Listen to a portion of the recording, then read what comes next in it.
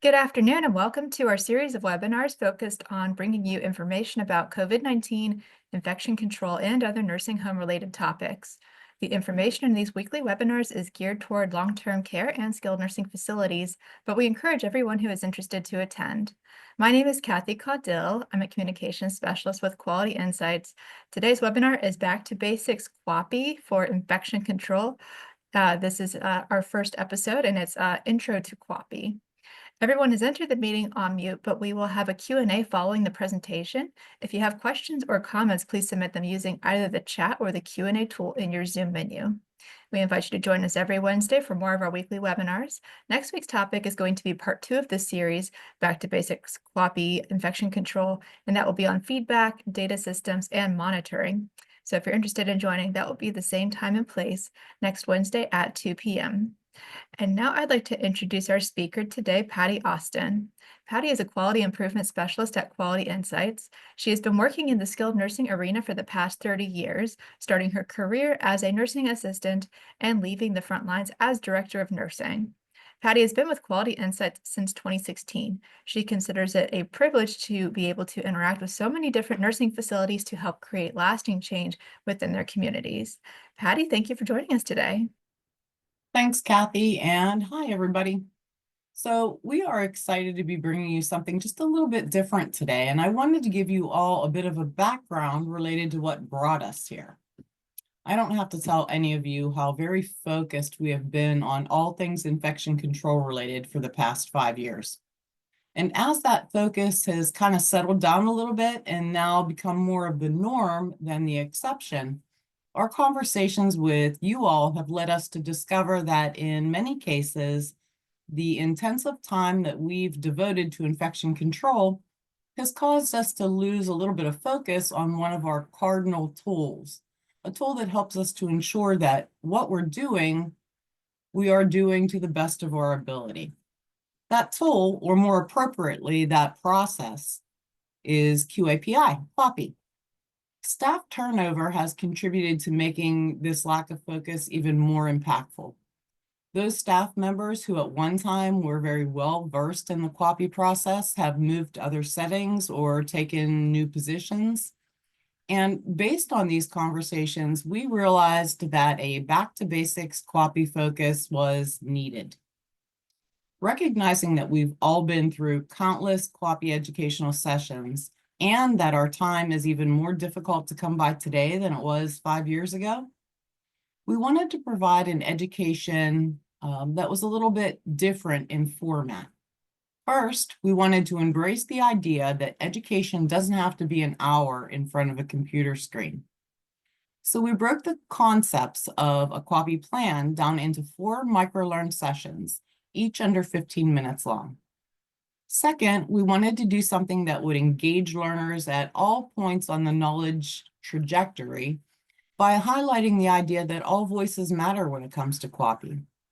And third, we wanted to really move past just providing education and move into showing what that education might look like when you put it into action. To accomplish this, each of the 4 microlearns includes a role-playing scenario that will demonstrate the material covered in a fictional nursing home.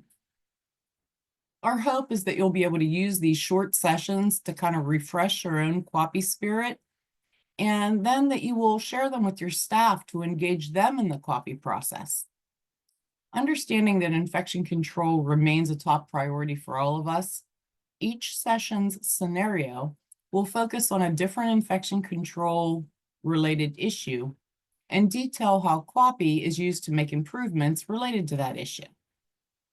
So now that I've shared a little bit about how we got here, I'm going to turn things back over to Kathy, who's going to play Microlearn Episode 1, Back to Basics QAPI for all of us.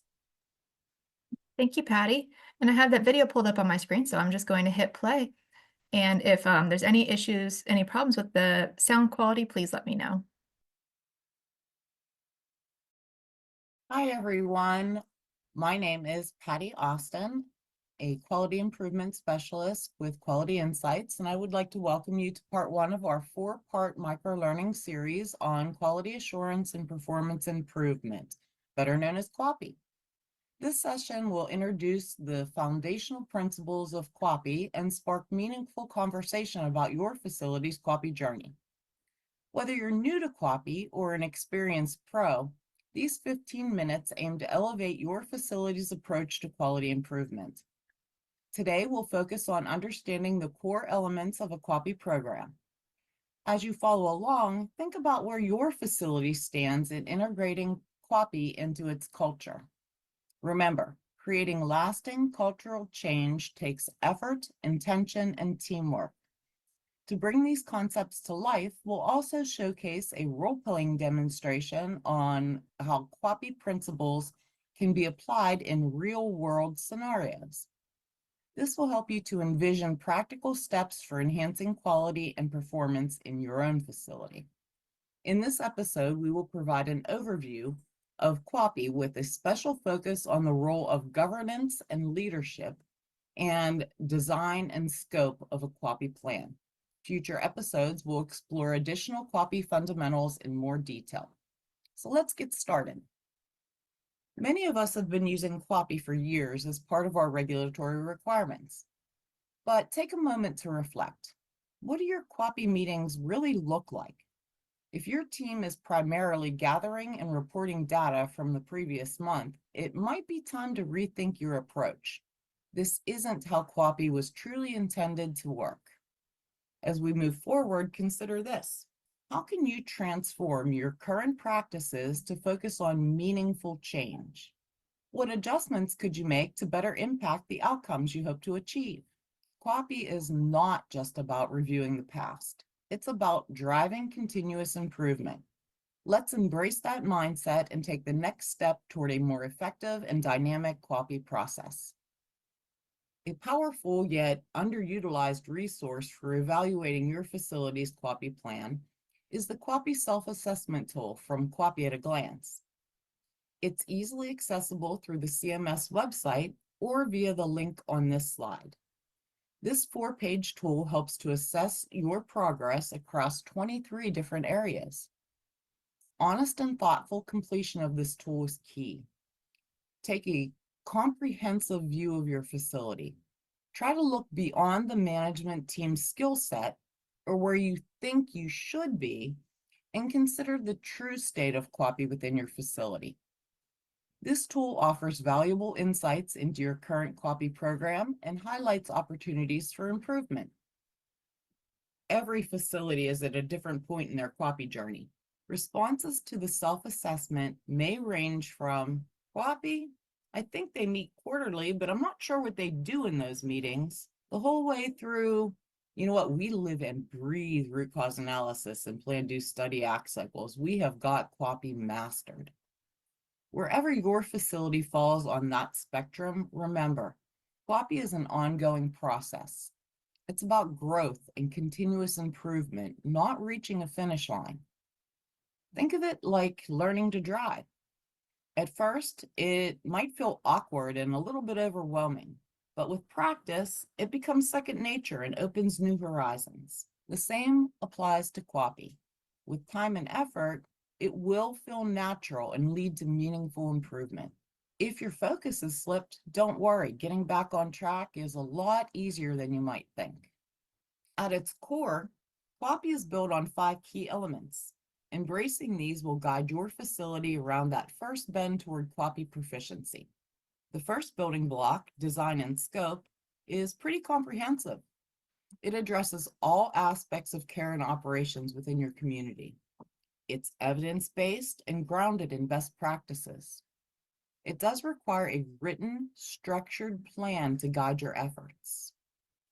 This foundation ensures that your QAPI program is far-reaching and impactful, setting the tone for success. The second building block is leadership, which drives the success of your QAPI program. Leadership ensures that adequate resources, such as time, staff, and tools, are available.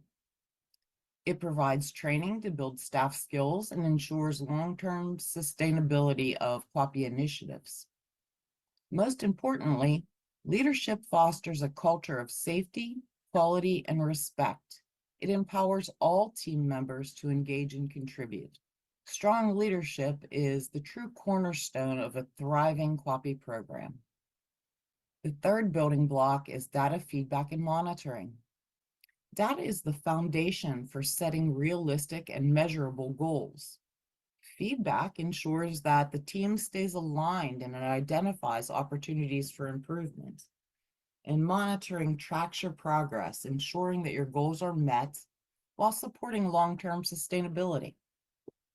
Effective use of data and continuous feedback loops drive informed decision-making and lasting success. The fourth building block is performance improvement projects, otherwise known as PIPs. PIPs are essential to your QAPI efforts. They focus on targeted areas to drive meaningful improvement. Each project is an opportunity to engage the team, solve problems, and create lasting change. Remember that a well-planned PIP lays the groundwork for sustained progress. The fifth building block is systematic analysis and systemic action. Success relies on systematically identifying root causes using tools like the 5 whys. That means having a process in place that allows you to identify issues and create meaningful improvement. Following that up with structured approaches like plan, do, study, act cycles or PDSA cycles to implement and sustain those improvements. These efforts should address systemic changes, aiming not only for improvement, but also for identifying any unintended impacts across all affected systems. By integrating these practices, your facility builds a foundation for lasting success and continuous growth. Developing a strong QAPI program begins with understanding the regulatory requirements under Federal Regulation 865. This regulation mandates a documented, data-driven approach centered on improving outcomes, enhancing quality of life, and respecting resident choice. F865 requires that facilities address all systems of care, collect feedback, monitor adverse events, and apply structured tools to ensure sustainable improvements. Compliance with this regulation not only ensures adherence, but also strengthens your facility's quality initiatives. You'll notice that 865 specifically integrates Element 1, Design and Scope, and Element 2, Governance and Leadership, reinforcing the foundation of a successful QAPI program. QAPI is more than just a set of principles. It's the foundation for improving care, outcomes, and quality of life. It ensures that residents can live their best lives by proactively addressing problems before they escalate. It keeps the facility safe, compliant, and focused on excellence. Grounded in Element 1, Design and Scope, and Element 2, Governance and Leadership, QAPI provides a clear framework for involving everyone, residents, families, and frontline staff, in creating practical solutions. This collaborative approach fosters trust, teamwork, and a sense of shared purpose. Ultimately, QAPI strengthens the entire facility, benefiting residents, staff, and the community that it serves. With the fundamentals covered, it's time to turn theory into action. Implementing an effective QAPI plan can be challenging in our fast-paced environments. But remember, every voice really does count. To illustrate this, let's step into a role-playing scenario. Imagine you're in a facilities conference room during a QAPI meeting. You're joined by key team members. First, we have the administrator, Lucy Entire. She's leading the initiative. Next, we have nurse aide, Sunny Dazer here, and she believes the new process will increase her workload, but she does add a lighthearted touch. Then we have the director of nursing, Ima on the ball. She's supporting the administrator, but is skeptical about staff engagement. Then we have our nurse, Ivana Help You, initially resistant to changes and a bit overwhelmed by the workload. Finally, we have our infection control nurse. Ivy got the chops. She advocates for infection prevention every chance that she gets, and she provides expertise with a touch of humor. Hi, everybody. Thank you all for coming to today's meeting. You know, lately we've seen an alarming rise in infections among residents, particularly over the last quarter, and that's including UTIs, respiratory infections, skin infections, all across the board. These infections have led to several hospitalizations. As part of our QAPI initiative, we're forming a performance improvement team to tackle this issue. Basically, our residents are tired of us living in a germ hotel. And let's be real, none of us want to book a stay at Germ B&B either. I get it, really, but we're already drowning in work. Now we're adding hand washing lectures and more meetings. It's like asking me to pick up the dry cleaning while I'm in the middle of running a marathon. Well, think of it this way. Fewer infections equal fewer emergencies, which equal fewer sprints down the hallway at 3 in the morning. Your feet will thank you. So less running means more time to sneak a snack between rounds. Count me in. Well, exactly. This isn't about piling on more work. It's about working smarter, not harder. Preventing infections helps everyone in the long run. I do see the value in this, but with all of our staffing challenges, it's hard to prioritize. How do we make this manageable? Don't worry, we're not about to turn this into a Broadway production. Though if we did, I'd vote for the hand hygiene dance number. Picture it, jazz hands, but sanitized. Let's use the 5 Whys tool to dig deeper into why infections are happening. Ivy, can you help us get started? Let's do it. Why are residents developing more infections? And no, the answer isn't because they can. It's because people aren't washing their hands enough or doing it correctly. They're thinking, oh, they're clean enough. Spoiler alert, they're not. Exactly. So why aren't we washing our hands as often as we should? We're rushing all the time. And let's face it, the soap dispenser in room 12 has been empty since Y2K. Room 12 soap? A true crime mystery. Don't worry, we'll solve it. So, we've identified some root causes. We have inconsistent hand hygiene, lack of supplies, and time pressures. So next we should probably test some solutions. For example, assigning somebody to check those dispensers every day, maybe having hand sanitizer at every door, and running quick hand washing demos during shift meetings. Let's try those things for a month. Okay, but only if the hand washing demos come with snacks. I'm more motivated when I'm fed. Deal. Sanitized snacks only. Well, thanks for coming back together again. It's been 3 months, and I am thrilled to report a 35% reduction in infections. We've had fewer hospitalizations, fewer emergencies, and fewer complaints from room 5 about how we're spreading germs like confetti. Parties for celebrations, not coughs. And the residents have noticed the changes. One even told me, I don't know what you all are doing differently, but keep doing it and bring cookies. I admit I was skeptical at first, but seeing fewer emergencies has really made my shifts less chaotic. And hey, I finally stopped dreaming about running down the hallways. Yes, this definitely has been a win for everyone. Staff morale is better and the residents are healthier.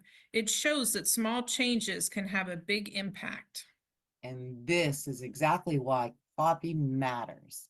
And let's remember, fewer infections mean fewer crises, which means happier staff and residents. Now, who's ready for those cookies? Only if they're served with a side of hand sanitizer. I hope that scenario gave you some ideas of how to encourage your staff to become more involved in the QAPI process. If you would like to explore this subject in greater detail, just reach out to your quality improvement specialist. We're here and ready to help. To close today, let's remember the importance of assessing your current QAPI status and finish by completing a short evaluation.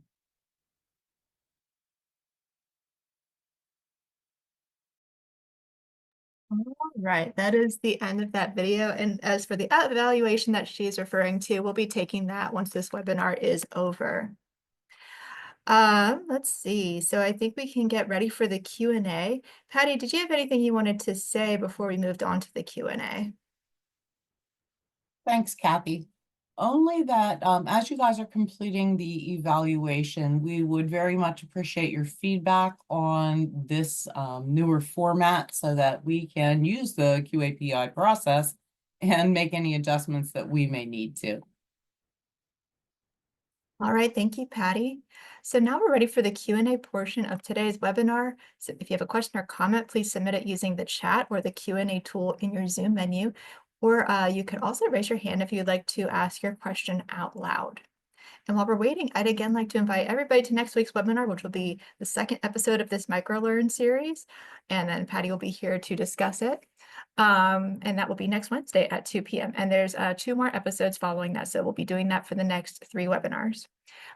You can find the links to our webinars in the newsletter we send out every Friday called the Last Minute Lowdown. And if you'd like to receive that, or every other Friday, I think I should have said if I didn't. If you'd like to receive that newsletter, but don't think you're on the mailing list, you can email me at ccaudill@qualityinsights.org, and I will get you on that list. And I'll put my email in the chat momentarily once I get that pulled back up. And I don't see any questions so far. And let's see, the Q&A doesn't have any either. So I think I can go ahead and wrap us up and we can get to that evaluation. Before I go, Patty, was there anything else you wanted to add? Only a very heartfelt thank you to everyone for coming to be with us on this quite cold January day.